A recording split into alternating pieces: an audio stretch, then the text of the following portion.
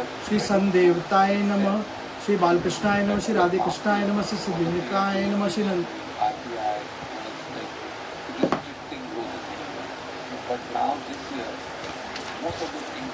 श्रीमद् भागवत चतुर्थ स्कंद अथ षष्ठोध्यायम।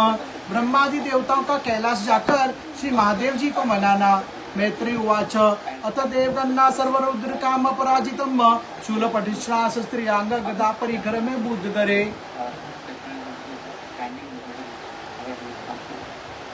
श्री मैत्रेय जी कहते, विदुर जी, इस प्रकार जब रुद्र के सेवकों ने समस्त देवताओं को हरा दिया और उनके संपूर्ण अंग प्रत्यंग भूत प्रेतों के त्रिशूल, पर्डिक, खड़ग, गदा, परीक और मदगर आदि आयुधों से छिन्न-भिन्न हो गए, तब वे ऋतिवज और सदस्यों के सहित बहुत ही डरकर ब्रह्मा जी के पास पहुंचे और प्रणाम करके उन्हें सारा वृत्तांत कह सुनाया।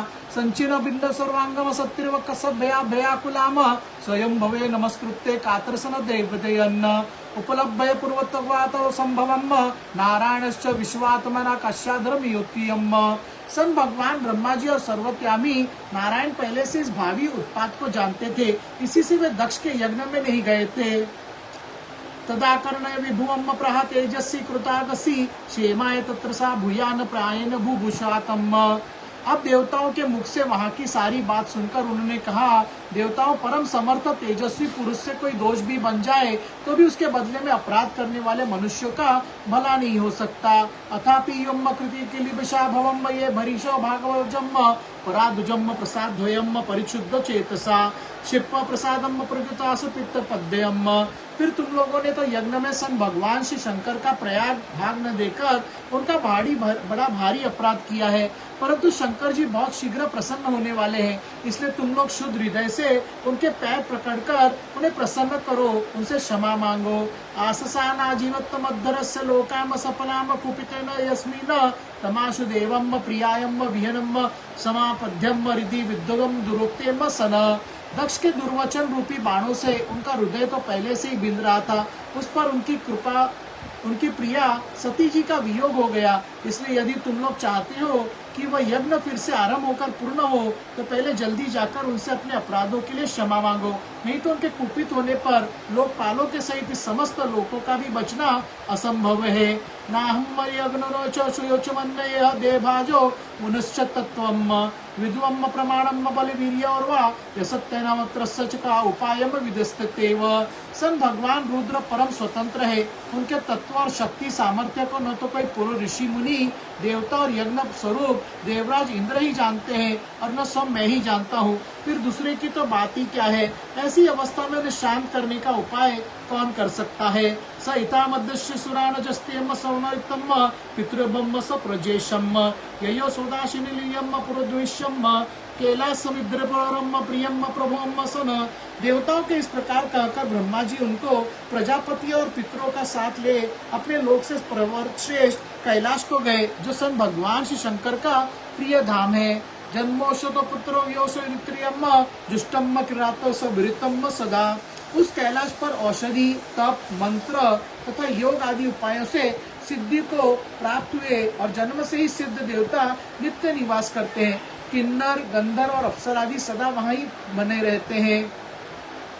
नाण्यमणियम सुगुणानत धातु विचित्रम नादादुतो नाम गुणावृतम। उसके मणिमय शिखर है जो नाना प्रकार की धातुओं से रंग बिरंगे प्रतीत होते हैं। उस पर अनेक प्रकार के वृक्ष और लता गुलमादी छाए हुए हैं, जिनमें झुंड के झुंड जंगली पशु विचरते रहते हैं। नाना मल तत्सु नाना कंदर सनानुभियम रमणम विरानितम रमणीयम सिद्रोषिताम। वहाँ निर्मल जल के अनेकों झरने बहते हैं और बहुत सी गहरी कंदरा और ऊंचे शिखरों के कारण वह पर्वत अपने प्रियतमों के साथ विहार करती हुई सिद्ध पत्तियों का क्रीड़ा स्थल बना हुआ है। मयूरकातभिरुतम मुद्रातुरुच्चतम पलावित रत्तकंठानम कुछ देश पतातित्रम। वह सब और मोरों के शरीर, मदांध, भ्रमरों की गुंजार, कोयलों की कुकू ध्वनि तथा अनन्य पक्षियों के कलवर से गूंज रहा है। आहर तंद विरदोष विज्वान काम दुदुद्रुमें वर्जांतमीव मातृणात्मीव निर्झरेयम। उसके कल्प वृक्ष अपनी ऊंची ऊंची डालियों को हिला हिलाकर मानो पक्षियों को बुलाते रहते हैं। तथा हाथियों के चलने फिरने के कारण वह कैलाश श्रम चलता हुआ सा और झरनों की कलकल ध्वनि से बातचीत करता हुआ सा जान पड़ता है। मंदारे पारिजातस्य सर्वेषु शोभितम् तमालेम्म शालकलेश्च कोदिरात् सुवर्णनीयम्। मंदार, पारिजात, सरल, तामल, शाल, ताड़, कचनार, असन और अर्जुन के वृक्षों से वह पर्वत बड़ा ही सुहावना जान पड़ता है। च्युतेम्म कदर्भेश्चा नागपुनाग चंपकेम्म सन पाटलाश कुबुलियम्म कुंदेम्म कुरबेरप्पी। आम, कदम, नीप, नाग, पुनाग, चंपा, गुलाब, अशोक, मोलसिरी, कुंद, कुर्बत और सुनहरी शतपत्र, कमल, इलायची और मालती की मनोहर लताएं तथा कुब्जक, मोगरा और मादनी की बेलें भी उसकी शोभा बढ़ाती हैं। स्वर्णापतर पेत्रश्च वेणुकाजातभियम् कुबिजराभिश्च माध्विश्च मंडितम् पणेशां दुर्वाशक्त लक्षणे ब्रोंदिदादिघिद्युयम् भुजारेशद्यभियम् पुगैराजपुगश्च चम्बुभियम्।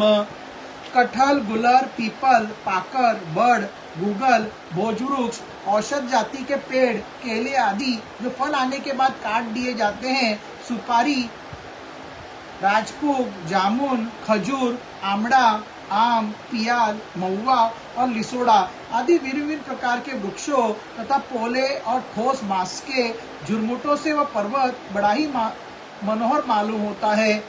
खर्जुरामत्र कामर्ध्यम पिला बुंदगे गुद्यम द्रुमजात बिलनश्च राजितम वेणुकीचिकेयम्। कुमोदोत्पलाक्षित चौपत्र वर्द्रियम नीलनीशु कलम कुजद्रोपचोबिताम।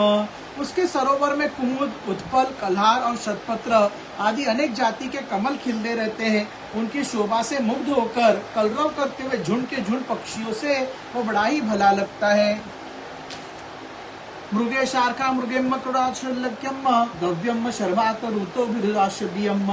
वहाँ जहाँ तहाँ हरिण, वानर, सुअर, सिंह, रीछ, शाही, नीलगाय, शरभ, बाघ, कृष्णमुख, भैंसे, कणमित्र, एकपद, अश्वमुख, भेड़िए और कस्तूरी मृग घूमते रहते हैं तथा वहाँ के सरोवर के तट केलों की पंक्तियों से घिरे होने के कारण बड़ी शोभा पाते हैं। उसके चारों ओर नंदा नामक की नदी बहती है जिसके पवित्र जल यत्र तन्माम पंकजम। वहाँ उन्होंने अलका नाम की एक सुरम्य पुरी और सौगंधिक वन देखा जिसमें सर्वत्र सुगंध फैलाने वाले सौगंधिक नाम के कमल खिले हुए थे। नंदा चालक नंदा सेरी तो भ्रातम पुरम तीर्थ पादाम जर जरसाती व पावने। उस नगर के बाहर की ओर नंदा और अलकनंदा नाम की दो नदियां हैं। वे तीर्थपाद श्री हरि की चरण रज के संयोग से अत्यंत पवित्र हो गई हैं। ययोम सुरत्रियम शतरवरुह्य शब्दनाश्यतम क्रीडांति पुंसम सिंचितमेव विभम रति कर्षिताम। विदुर जी उन नदियों में रति विलास से थकी हुई देवांगनाएं अपने अपने निवास स्थान से आकर जल क्रीड़ा करती हैं और उसमें प्रवेश कर अपने प्रियतमों पर चल उलझती हैं।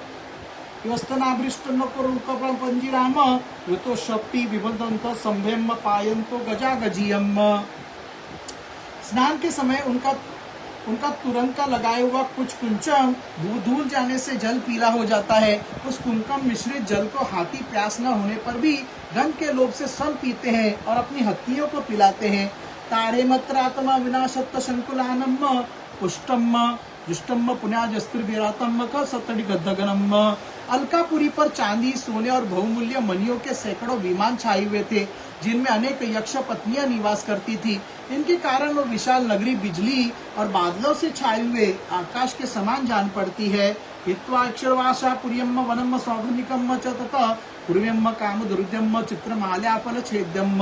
यक्षराज कुबेर की राजधानी उस अलकापुरी को पीछे छोड़कर देवगण सौगंधिक वन में आए।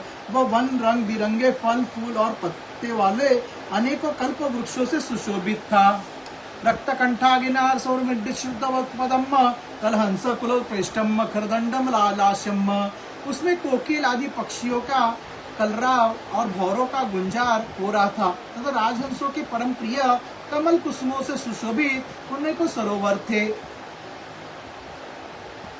वन कुंजर साची चंदना वायुना यदु पुण्य जन स्त्री नाम मृत मत्थन मनम।